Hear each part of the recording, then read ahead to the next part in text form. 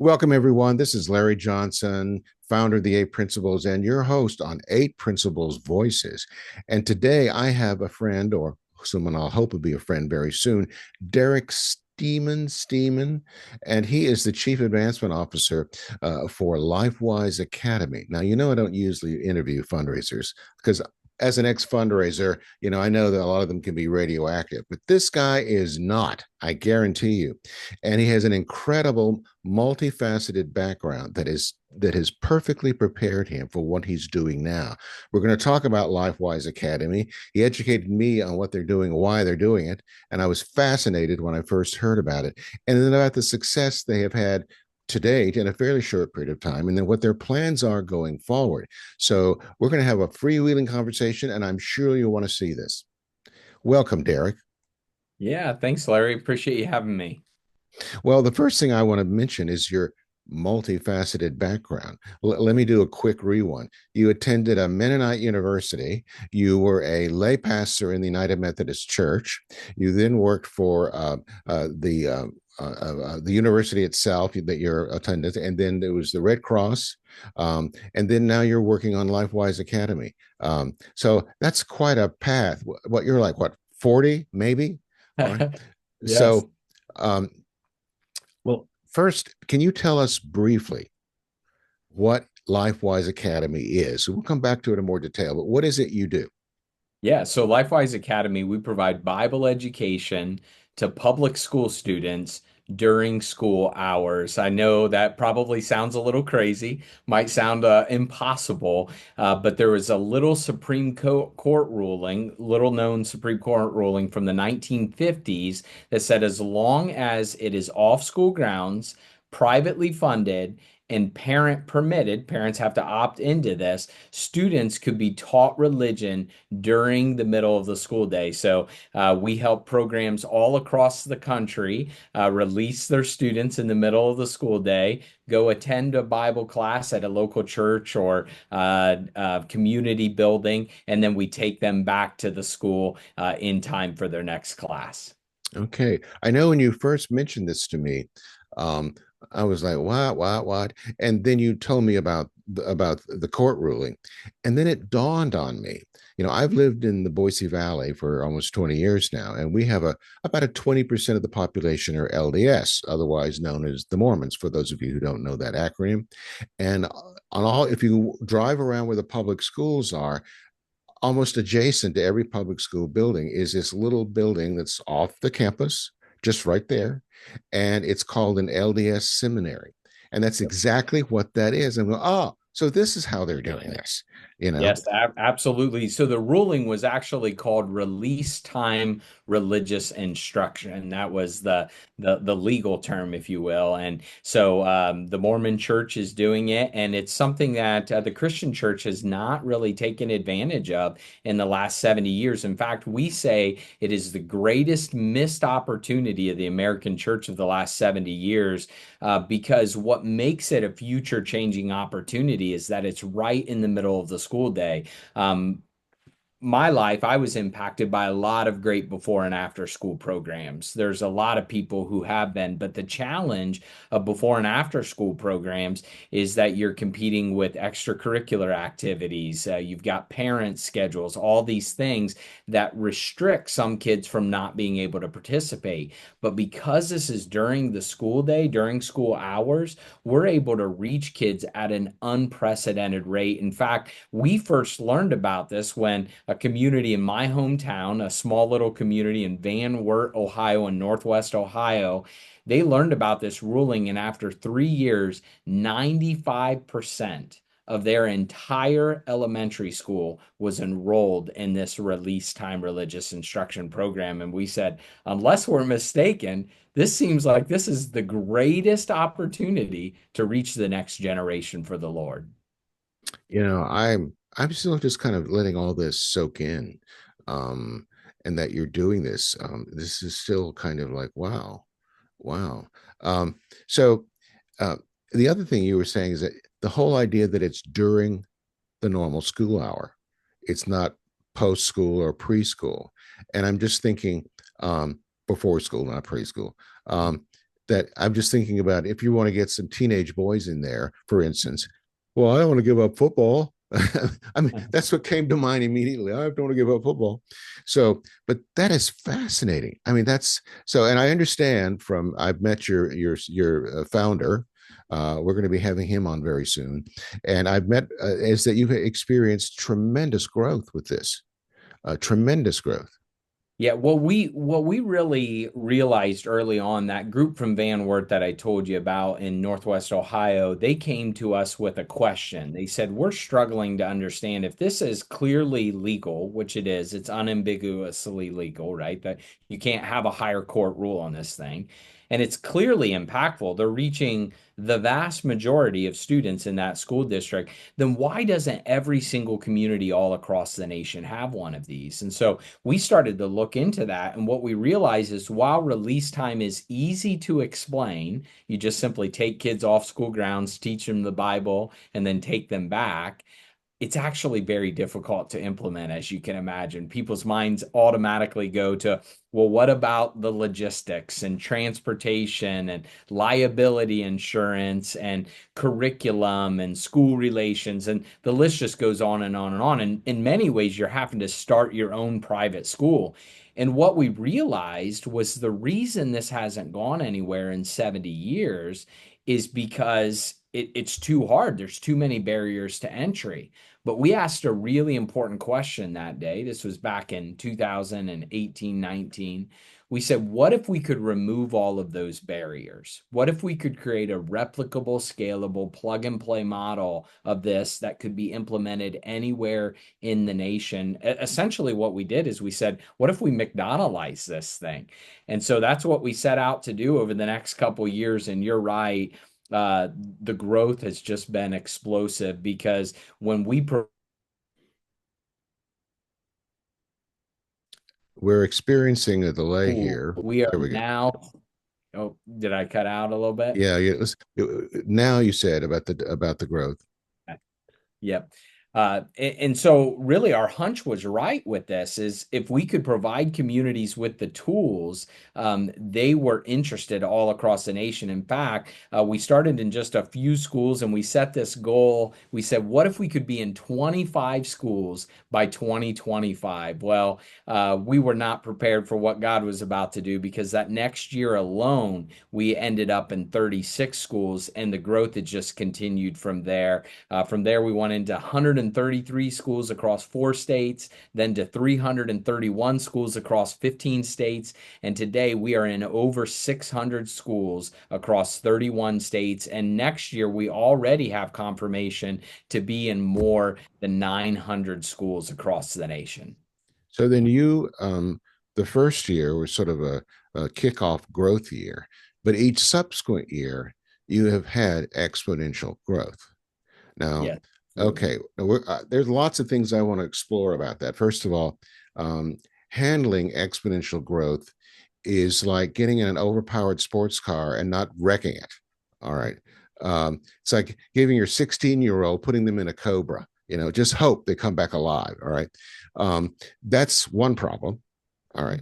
And then the other problem is, how do you pay for all this? And we're going to talk about your fundraising model and how that works. Um, and then how do you manage what I would call brand consistency? All Hmm. right, because you've chosen to do this. Well, you didn't use the F word, and I'm not talking about that F word, but you didn't use the franchise word, but in some ways you're doing it in a quasi franchise fashion. So as you grow, how do you maintain consistent quality delivery, funding, all these things? I mean, I see your branding right behind you there. Okay, and by the way, whose book is that that's on the shelf? Yeah, so that's actually our Bible. So we've actually partnered with Lifeway to produce our LifeWise Bible. I can pull one out here for you. Okay, So here's the LifeWise Bible that we work one big story. I like that. the one And you froze again on me. We're having some internet difficulties here, point ladies. Jesus and the gospel narrative. Okay. All right. You froze a little bit. So when I So said one big story, and then what did you say after that? Yeah. So yeah, this is the one big story Bible because it allows every story to point to Jesus. Every lesson we teach, we actually point to how does this story connect to the overarching story of Scripture. And this is the full canon, correct? Yeah, Yep. it's the Full full canon, scriptures. yes. Yep. Um, well, that's fascinating. Now, so each student gets one of these. Yep. So each student gets one, and in order to drive the lessons home, we actually provide students with recap cards, and those recap cards have the story lesson. It's much like a playing card that you would get like in baseball or football playing card. It has the image of the Bible story on the front, and then on the back, it has all of the key lessons that we're teaching them. We want students to understand what the story says in their head. That's the head connection. There's the heart connection. How does this story connect to Jesus? And when Jesus is part of our lives are changed and there's fruit. And that's the hands. How do you live that out? So we follow that head, heart, hands approach in all of our curriculum. So, how is the curriculum developed? Do you have a staff of curriculum developers? How did you do this? So we do have a staff that works on curriculum development, but we are proud to partner for elementary and middle school. We partner with Lifeway and their gospel project. It's a famous Sunday school curriculum that walks students through the entire Bible in a 3 to 5 year sequence. And then for high school students, we partner with Summit Ministries out of Colorado Springs, and we teach the foundations in biblical worldview. That's the curriculum I have right back there on the shelf. Okay, so then you do have two ministry partners that you're using to supply your content, and then you have an internal staff that sort of coordinates the whole picture here. And I presume all your materials then they're adapted and they're branded for you, correct? They come across as you. That's correct. So we do add in the character component because schools are looking for character development, and we believe the Bible is the best character development curriculum out there because it's not development, it's actually heart transformation. We talk a lot about the difference between heart transformation before besides a behavior or instead of behavior modification. We really want to look at how are students' lives transformed by the gospel message. This is incredible. This is also new to me. Now, some of my audience know a little bit about my background, and I'm coming from a totally different perspective. I was trained as an engineer, and then I had a theological degree from Yale, and then my dad said it's time to get a JOB degree, and then I began to work for Westinghouse, went into fundraising, and then this is where I am now. Okay, and we share a lot of commonality in that we see what we do as transforming people's hearts, not and transforming attitudes and perspectives. A lot of what fundraisers do, and there's nothing wrong with that, but they focus completely on the mechanics or the methods, and that will get you only so far. And Mhm. beyond that, it's okay. How do you transform what you're doing, in the way you engage your donors and would be donors in a way that really gives you that added extra, that real transformation? So tell me, we're running the fundraising program. Now, you told me something the other day when I spoke with you that said that you went out and adopted the strategic model of higher education in fundraising, which that shocked me, Derek. Not Yeah. because you said that, but very few people that are starting something like you're starting to have the presence of mind to, number one, okay, where are the best models out there, Yep. and which one do we need to adopt or adapt to what we do? Okay, now, was that your decision to do that?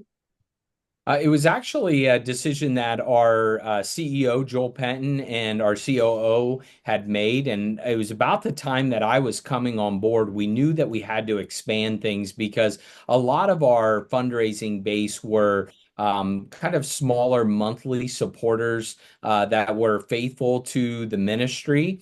and wanted to see this expand, but we knew we had some big goals because I shared that part of the story where we were in a few schools. We were just testing out this model, and we decided to set an audacious goal of trying to be in 25 schools by 2025. And that next year, we were in 36 schools. And at that point, communities started contacting us actually. So school districts were saying, hey, when are you coming to our area? Because people were literally leaving their school district and open enrolling at a school district that had LifeWise Academy and citing Bible education as the reason why.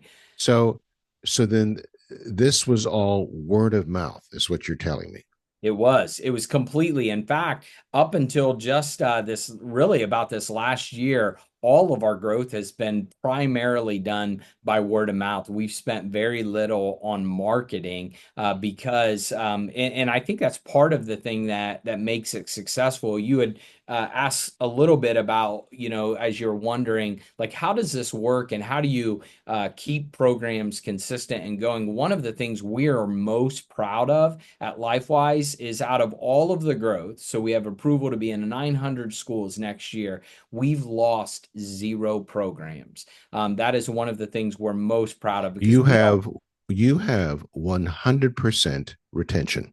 that's That's what absolutely correct. that's Yes. what you're telling me. Okay, I Yes. want that. Let's repeat that one more time. 100% retention in 5 years. Yep, absolutely. And I and want. the reason Okay, the reason why is how we go about doing it.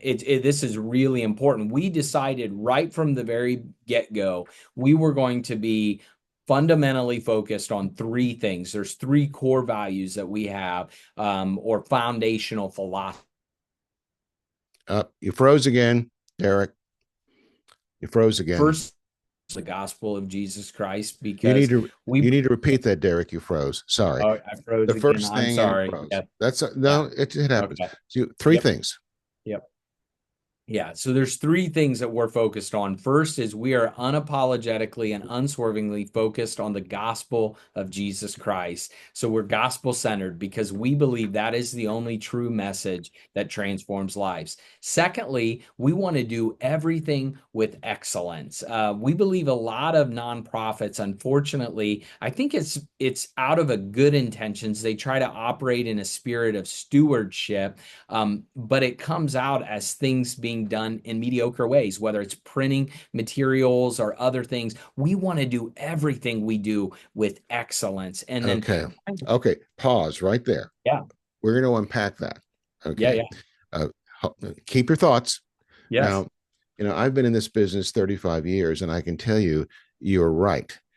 People want to focus on their program delivery, whatever that is, and they feel that doing it in an excellent way in terms of promotion or consistency isn't really all that important because they're into good works or whatever you want to say that is. Okay, and so they will cut corners where this is concerned, and then they wonder why they get lackluster results. But it's difficult for them to make that transition. um, what made you so smart, Derek? And I'm only half not serious. Yeah. Well, a lot of it, to be quite honest, is part of our kind of goes to our philosophy of fundraising that we talked about with higher education. And that third point of our focus really fits very closely with this is we knew we had to be community driven for this to work. So what does that mean? Well, it has to be grassroots community led organization. So we just provide all the tools. The community comes alongside and does this. But part of that from a fundraising philosophy is we believe the Bible tells us in Proverbs that plans fail for lack of counsel, but with many advisors, they succeed. And so we knew right from the start, God has entrusted our donors, our volunteers, our teachers, our program directors, all these people to us. We need to be wise with how we're um, utilizing the people that God has sent us. And so, right from the start, one of the things we borrowed from higher education was the idea of a feasibility study. Higher education is well known before they'll roll out a campaign or a project, they'll run through a feasibility study and with their donors and their supporters and their champions and stakeholders, and they get advice. And so, right from the very beginning Um, of this how ministry, how many of those have I done in my mm, career? yeah, Okay, and yep, they're critical for finding out what your potential supporters are really thinking. yes. So But not only that, us, what we found, did I freeze a little bit? you're going, keep going.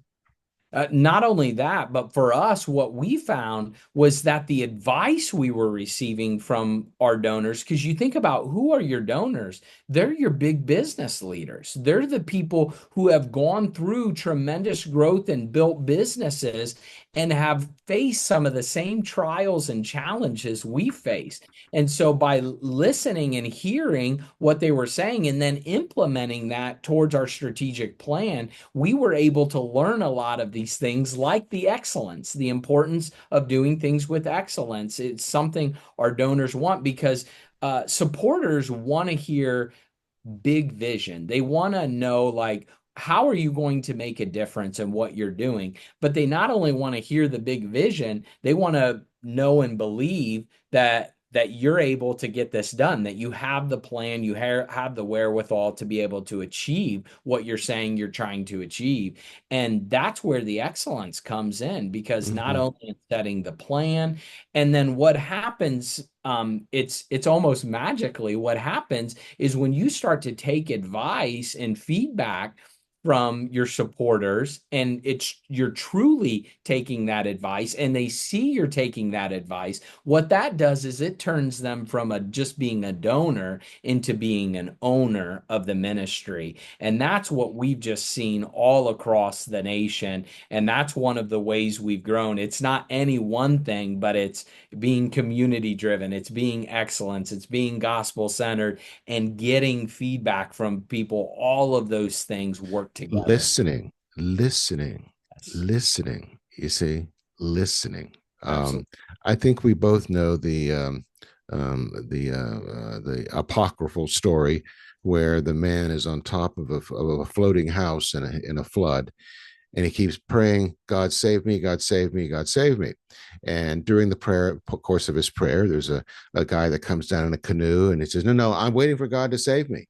And then somebody else comes down, I'm waiting for God to save me. And finally, there's no one there. And then he ends up and expires, and he's at the pearly gates, and he says, God, why didn't you send someone? Well, did you see these three people there? Hello.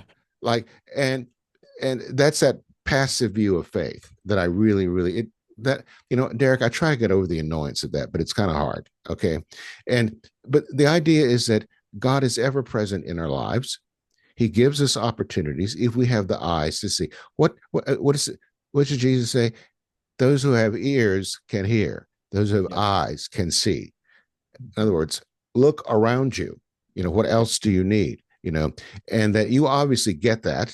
You're looking for input wherever he may provide the opportunity. And of course, as we know, when oftentimes we entertained angels unaware, when they make themselves known to us. Um, and I'm not a hocus pocus Christian, but I can tell you that I'm in my sincere heart, I know that I've been visited by angels twice, and let me tell you, it's freaky, it's Mm. scary when you feel like you're on that sort of, we're back to the Matrix thing. Are you crossing the line between that fifth dimension? What are we talking about here? Well, we won't go down that road.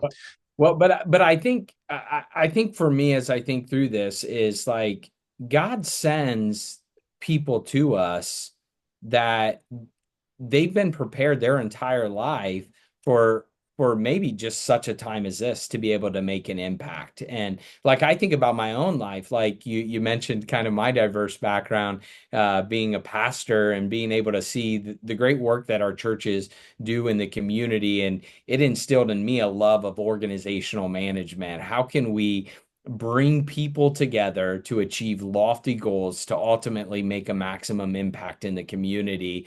And that ultimately led me to nonprofits to do that work. But now today, as I look back and I see how God used both of those loves to bring that together into this role at LifeWise. And one of the things I could never help shake is our nonprofits do amazing work in our communities, but it always felt like to me we were treating symptoms to a larger You froze again, sir. Um, you froze again. You identity. froze. And oh, sorry, You did froze I? again. Sorry. Yeah, Um, nope, that's okay. What do you want me to pick that up? well, just Just that talk about that. about that. Yeah. Nonprofits. Yeah. Now, Yeah. but what I was going to So, say is, what I was going to say is that a lot of people take the path you've taken, and they end up getting hopelessly frustrated by the dysfunctional nature of so many nonprofit organizations, be it governance or attitudes or fun, whatever it might be. And I have a saying, Derek. I say, God save me from nice people.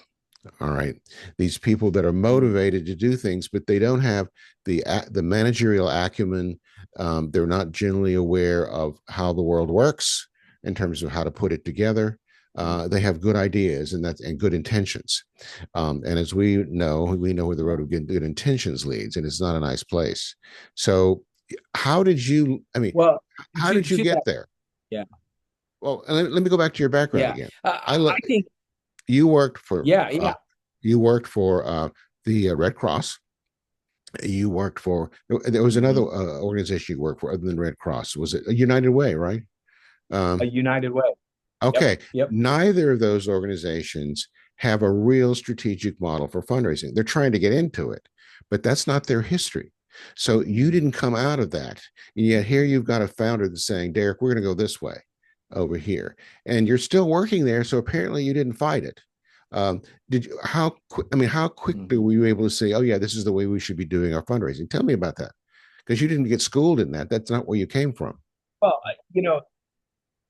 yeah, no, yeah, and I think that helps me in some regards, right? Because I Okay, still, in some ways, look at myself as a pastor. My goal is just to shepherd people and to be able to provide them with opportunities to mm-hmm. invest in the kingdom. I think one of the ways I got there, as I reflect back on time, is there's a great scripture in Proverbs that says, "As iron sharpens iron, so one man sharpens another." Yes, And I always tell my kids another verse out of Proverbs is those who walk with the wise will become wise, right? But a companion of fools suffers harm. And so you need to surround yourself by people who are doing great things in the world. And I think one of the things that's helped us is Joel and I, our founder, and I, as well as those supporters that I mentioned earlier, we are constantly sharpening each other. In fact, this is you froze again. Ah, this is maddening, we ladies and gentlemen. every single thing that we share. Did I freeze again? Yeah, but that's okay. You're talking about your Yeah. founder, Joel. Yeah. So I really think that as you look at our relationship, my relationship with our founder and our board members, this isn't comfortable for everyone, but we actually believe feedback is a gift. And after every presentation we do, we will take time to give each other feedback on how we could have done better. And so we're constantly working to try to improve in every single thing that we do. And I think it's created a culture that has allowed us to be innovative in what we do. We always say, we've all heard that saying, work smarter, not harder, right? Well, Right. we say that's kind of a foolish phrase. Why not work smarter and harder, right? And so that really has become part of everything that we do. We're working smarter and harder, ultimately, though, by the grace of God. Okay. All right. So I want to shift gears for a minute and I want to talk about you. All right. Tell me about how you grew up. Um, how did you land at a Mennonite university? What's your faith background? Tell us a little bit about that. Yeah, so I grew up pretty eclectic background when it comes to my faith. I was actually my parents were attending a Catholic church when I was born, and I was baptized in the Catholic church. Hmm. Soon after that, I don't remember that time, but soon after I that, would when I hope I would hope not, because if you yeah. do, it's like, whoa, this guy's got X-ray vision. But yeah, my soon after that, my parents left the Catholic Church to attend a non-denominational church. I think it was a relational thing. They had friends Hmm. that were going to start this, and so they decided to go there. I spent some time in a variety of different churches, a Baptist church for a while. I spent some time at a Pentecostal church, so a lot of variety in my background. You And have covered the landscape, Derek. I have, yes, Uh, and I ended up at a Mennonite university to play soccer. So I played uh, a three sport athlete. I think a lot of that I attribute a lot of what I learned in athletics to kind of a grittiness or tenacity that I've learned over time. And a big part of that was wrestling, and I actually wrestled with our founder and CEO in high school. And that's where we first met. He was a few years younger than me, but God kind of took us different paths then after school and then brought us back together. But I was able to attend Bluffton University, small liberal arts yeah. Mennonite university in Northwest Ohio. And after that, or while at Bluffton, He froze again. and Uh, I was our campus pastor. And so he took me to do an internship in a Methodist church. And so that's how I got connected with the that's with Methodist that. church. Okay. Well, now your founder is a big dude. He's 6'5", Yes, and you wrestled him. How tall are yes. you, Derek? Well, I always say, so I'm 5'10". I always say I wrestle with him, not against him. So the big Ah, difference. I was okay. blessed to have him on my team. So Okay. yes. All right. Okay. Well, it could be a David and Goliath thing. So there's that too. Um, um, Certainly anyway, could be. but yeah, I mean, yeah, he's a big dude. I said, so Joel, tell me how tall you are. I'm 6'5". Oh my goodness. So yeah, you can't tell that Yeah. in a Well, he video played setting. football for Ohio State, so Or he or was is a or is big or as he defensive said, tackle. the Ohio State University, There you which go, is the which is Ohio State say University. That's right. yes, yes. Um, I'm just kind of reveling in this. I'm trying to figure this out. By the way, for those of you who are just simply listening and not viewing, Derek has a nonstop, really engaging smile, very genuine, and it's hard. It's very infectious. I can see where you would make friends out of just about everyone. Um, so tell me. Let's shift here. I mean, it hasn't all been roses and good things. What are some of the challenges you ran into to get this thing off the ground? Well, I think you hit it earlier. You talked about the challenges of growth, right? Growth is great. I think a lot of nonprofits want that, or businesses, any organization always want to be growing. But there are certainly some challenges that come with it. One of the things is we've had to structure different throughout the course of our brief history, right? Over the last 5 to 6 years, because what took us from 10 schools to 100 schools is not the same thing that took us from 100 to 1,000, and certainly won't be the same thing to be able to ultimately lead us to 10,000. And so we've had to be creative as a team, and a lot of that, thankful. Oops, we're back to freezing again, Derek.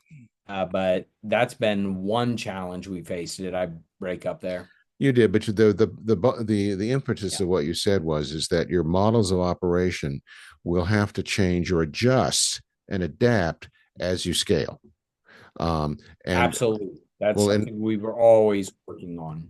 well, the fact that you even know that, are aware of that. Mm. Um, so your original goal was 25 organizations, 25 schools in 1 year.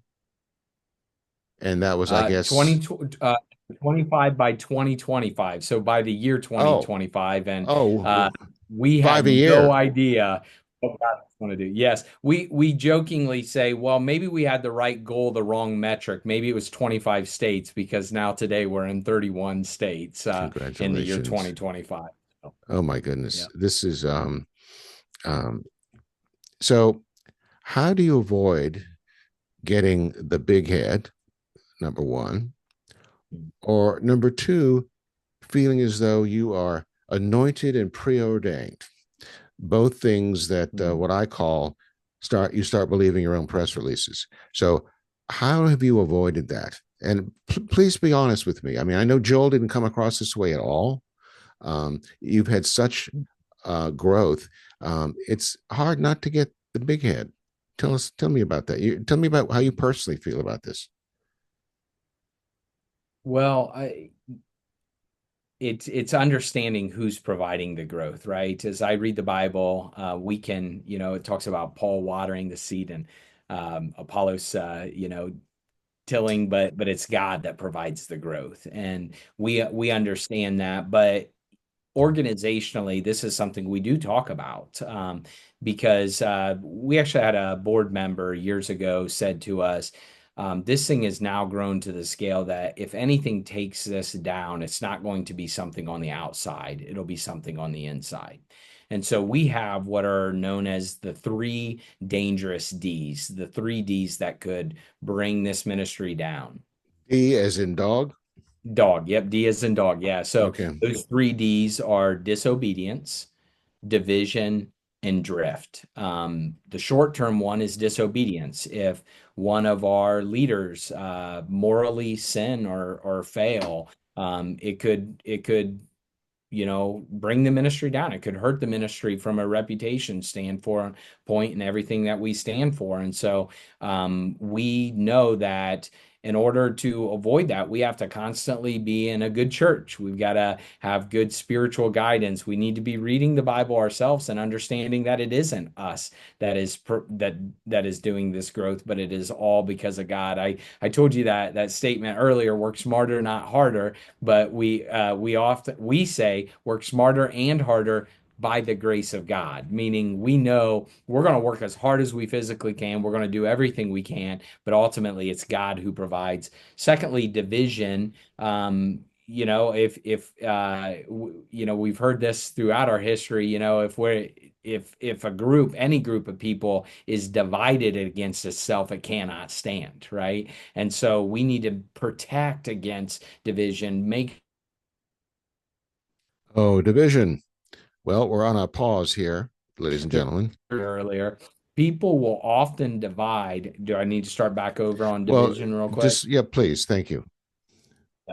Yeah, so the second is division, and we know that if we are divided against ourselves, we can't stand, and especially around two key issues. One is theology, which is it's easy for different denominations to fight. I mean, we've seen the split of the church throughout history, right? And Mhm. so it's easy for different denominations. So that's why we say we're going to just focus on the main things, keep the main things the main things. We're not going to teach specific doctrine of denominations. So And then the other, let's pause there. Let's yeah. pause. Do it. So what you're focusing on is the primacy of the divinity of Christ. That is what you're focused on, Mhm. correct? And so your Yes. goal is to get your students to understand who He is and hopefully Mhm. accept Him into their lives. End of story, Yep. right? Yeah, You're not and just understand scripture, right? Like that. how does all the scripture, the Bible tells us in Isaiah that the word of God does not return void. So Let's talk about that. Let's yeah. talk about that. Yeah. I'm sure you know Jordan Peterson or know of him. All right. Yep. And he has done recently, he's a clinical psychologist, as you know, and he's really delved into the scripture, first starting with the Old Testament, now moving into the New Testament. And he says the Bible is the most hyperlinked book in the universe before there was a hyperlink, how it's all I put like that. together. And he says that it's the foundation of understanding human nature and what works and what does not, what is constructive, what's destructive. And that is, he said, it's very consistent and it has nothing to do with the acceptance of Christ. It's an incredible book. So you're Yes. telling me you're teaching that book as well as helping people understand the person of Jesus.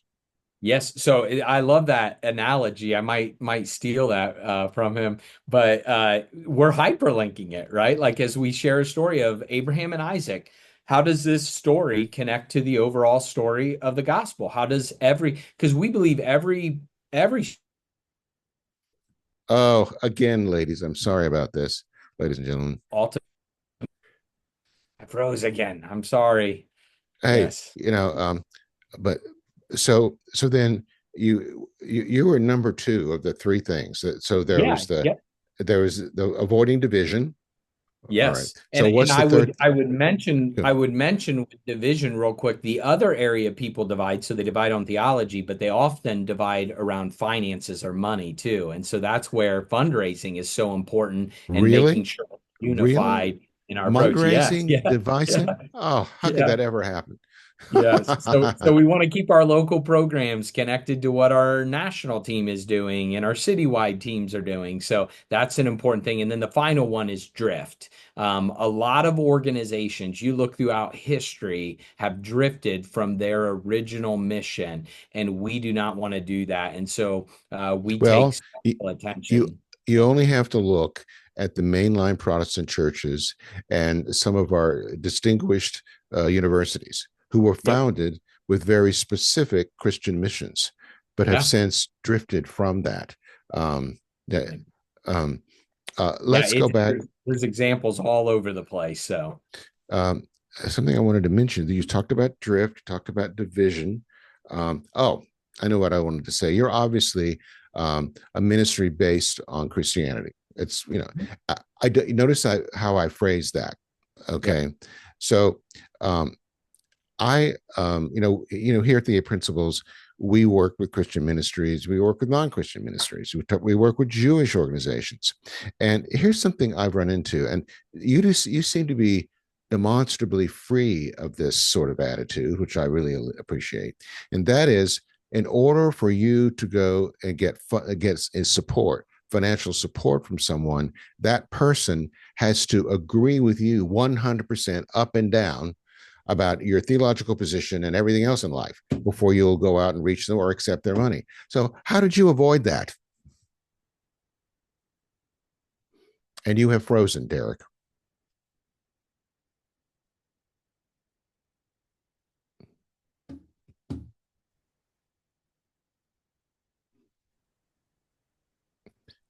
So, you there? I'm back. I heard most of that. How did you end that question? You said so. How did you avoid going down that route? Yeah, I think the we want to be very clear of who we are and what we provide.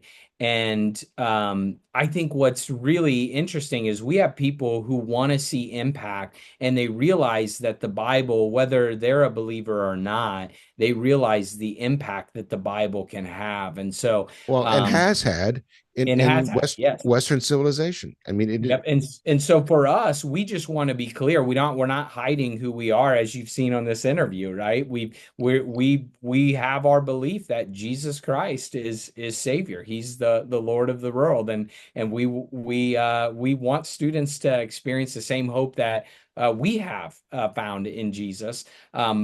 But we are just going to share the impact that we've seen. So for instance, we had an independent third party study evaluate our programs and schools that have implemented our program. And they found that school districts that implement LifeWise see an increase in attendance. They see decreases in school and out of school suspensions. And it's not surprising because like if we get down to it, like let me take one of the very first lessons we teach is the story of creation. And if we truly believe that we are all created in the image of God, we will respect one another. That's the word that we talk about, the character value. We talk about respect. I often say that lesson alone has the power to change our world, right? We live in yeah. such a divisive world. And so, but we see the impact. And so for us, when we're talking with supporters or anyone, we just want to be very clear and transparent of who we are, and we want to invite them to be a part of something that is ultimately going to change the next generation. See, what I tell people is, I said there are lots of people out there who are not going to share your beliefs, whatever reason, but there's a place of common ground that you can find that would allow them to support you. Just like you said, there are people who maybe don't accept Jesus per se, but they see the positive impact you're having on their communities and on their young people, and they can get behind that. You see, Absolutely. and that's, but unfortunately, I mean, there are many ministries who would push that kind of money away, and then in the next breath whine that they don't have any money. It goes back to what we talked about with the guy going down the creek again, and it's like opportunities come. And I tell people, faith based or not, you're not looking to find your best bro here. You're looking to find people on which you can build a commonality toward a common goal, whatever that might be. And you've learned that. Um, Well, I think we always start with the why. Why do we do what we do? Well, anxiety, depression, suicide are at all-time highs. And we think it's not coincidence that things like Bible literacy and church attendance are at all-time lows. And the challenge is 8 out of 10 kids will never step foot in the doors of our church, but 9 in 10 attended public school. So therein lies the problem. If they're not going to come to us, we've got to begin to go to them. But at the end of the day, we are working on giving them not just some hope, but what we believe is the hope to be able to answer all of the challenges that they're facing in their everyday life. so when are you writing a book, Derek? I don't know, but I feel like my entire life has been, as I'm sure as you do, Larry. I know you and I have talked about this, but it's other people depositing things into me, and then I just get to share that with continuing that message forward. But Mm. so blessed by the people that God's placed in my life, and including yourself, and anxious to be able to learn more how we can continue to work together just to make an impact, because Mm-hmm. that's what it's all about. One thing Joel said to me, and I'm going to take this up more when I interview him. He was talking about how it began, and he had the idea, which is now LifeWise, and he was part of this nonprofit. He wanted to make this mission shift, and he got pushback from their board. But apparently, there was this man that stepped up and said, "Joel, I'll give you the seed money. Let's go." And then so he did not hesitate. He didn't use this word, but I'm going to use it. He fired his board and said, let's go in this other direction. And the rest is history. You know, um, I, I just, you guys really kind of amaze me. I'm still trying to figure you out. And it's a refreshing when I meet someone like this who, you're pretty guileless, Derek. You're pretty guileless. And that's something you don't see much these days. Take it as a compliment, please. Yeah, yes. Um, Well, I think, Joel and I both understand at the end of the day, we have to act. If we're going to make an impact, we have to act on things. There was this a great podcast where I heard this guy once say that unusual time calls for strategically unusual leadership. Like mm-hmm, it takes mm-hmm, fresh thoughts. You have to be able to mm-hmm. not only have those thoughts though, but you have to act on those thoughts. And if you don't act at the end of the day, you're not going to get anything accomplished. I think too many people suffer from the paralysis of analysis. Oh yes, especially nonprofits. Yeah, Oh yeah. higher ed has been accused of that. Um, Fortunately, I was, I think most of almost all of my institutional fundraising experience has been in higher ed. And but one thing I always kind of prided myself on, I was kind of outside the orbit of the faculty. And all the what I call the navel gazing over there. I had pretty concrete goals that were given me, and as long as I had the latitude to implement what we needed to implement, we were successful. Um, and then, of course, and then the faculty can be left to do their thing over there, and they're enjoying life, and so they can continue. But yeah, it was that getting everybody together in the room and singing Kumbaya before you make a decision, that drove me absolutely nuts, Derek. Yeah. Okay. Well, and I think that's something that we have adopted at LifeWise is more of we run this more like a business than I think most nonprofits do. So well, that's we've pretty damn adopted, clear. Let me tell you, yeah, that is pretty yeah. damn clear. Well, we've adopted the entrepreneurial operating system, EOS or traction. Oh, you have? Yes, we Okay. have. All Yes, right. so we Okay. follow that. I've got the Yes. book on my shelf back here. Okay. Yeah. So Yeah. how did you get hooked up with those guys? Yeah, so it was actually Joel when he was just starting this thing, our CEO. He was meeting with some of his friends. It's again taking the advice of others, and some of those friends had mentioned he talked about some of the big goals, and they said you need to check this out because for those of you not familiar with it, you set 5-year goals, and then you'll boil that down to 1-year goals, and then you set rocks, quarterly rocks to be able to help roll up to hit those year-long goals. And then every single week, we as a leadership team and each of our different departments or divisions will meet and we'll go over our rocks and say whether we're on track or off track. And if we're off track, why? And then we take corrective action as a team to get us back on track. And so it just keeps You froze again. the goal.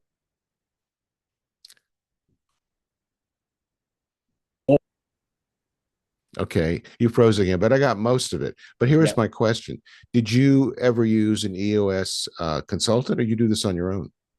We're self-implementing, but I will tell you with our rapid growth, we are now working with a implementer to an EOS consultant to help us take us to the next level And this would be they're helping in the field, or they're helping centrally. centrally. So Hmm. central office. So typically what we do is we'll roll out things centrally and then we take what we learn after we've implemented and we take it to the field. That's kind of how we've done Yeah. everything. All right. Um, I'm still trying to soak this in, Derek. Okay, and I have a feeling we're going to have another conversation Would because love I but I don't want to abuse the time. But I'm serious. You should be writing a book, or Joel. Somebody should be writing a book. All to. right. And you know what Benjamin Franklin said? If you want to be remembered 5 minutes after you die, you need to write a book. Yeah. He so okay. This has been, Derek, this has been one of the most enjoyable hours I have spent in a long, long time. Well, same here, Larry. I really appreciate. I know we have kindred hearts, just with our backgrounds, and I'm looking forward to continue to engage with you and see how we can continue to improve as an organization. Well, there's always room for improvement. I can certainly tell you that. I'm speaking personally here. When you stop growing, you die. When you stop looking for new things, you die. And you and Joel both have, in my opinion, and what small contact I've had with you, have one of the critical components for true, stable, visionary leadership. You know what that is? You know what that is? I do not. You know what you don't know. Think about that. Mhm. You know what you don't know. And as a Good. result of that, you're always seeking what is it I need to know that Yep. I don't know, you see. And you've avoided so many, um, you know, what, black holes um, because of that. You Yep. know, I've not heard anything that says we've always done it this way. We want to do it the same way. No, no. Even that you're now, really quite successful in a very short period of time. You've not allowed that to become frozen. Like, Yep. okay, we got our system down. We're done. Let's go, kind of Yeah. thing. You're Yep. still looking for growth. You're looking for how do we need to adjust to the moment. Yep. If we go into a new area, for instance, very few nonprofits would ever look at organizational consultants in a real serious way. A few will look at fundraising consultants, most of them just for capital campaigns, which is kind of an animal in and of it to itself. And so what they do when they do that, of course, being a veteran of that sort of thing, is yeah, they raise the money, but they don't understand that raising the money is not really the goal of a capital campaign. The goal of a capital campaign is to bring in new lifelong supporters, and how to use those people. Well, yeah, the other thing that we always do is when we hire a consultant, we're always trying to figure out what can we learn from them that we don't know now so that we can continue to implement after the consultant is gone because they're not going to be with your organization forever. Mm-hmm. Oh yes, I was a part of the dollars per second world for a long time, Derek. Yeah. I go to clients. Well, the meter's running here. I mean, it's whatever you like to do here. We can go out and have beers and just chat, or whatever you like to do. I'm here. Yeah. Yeah. All right, sir. We're going to do this again. I would love to. And I want to thank you on behalf of the audience because this has been fantastic. And we will do it again. Ladies and gentlemen, I've been having the most delightful hour with Derek Stemen. Stemen, correct? Yep, that's right.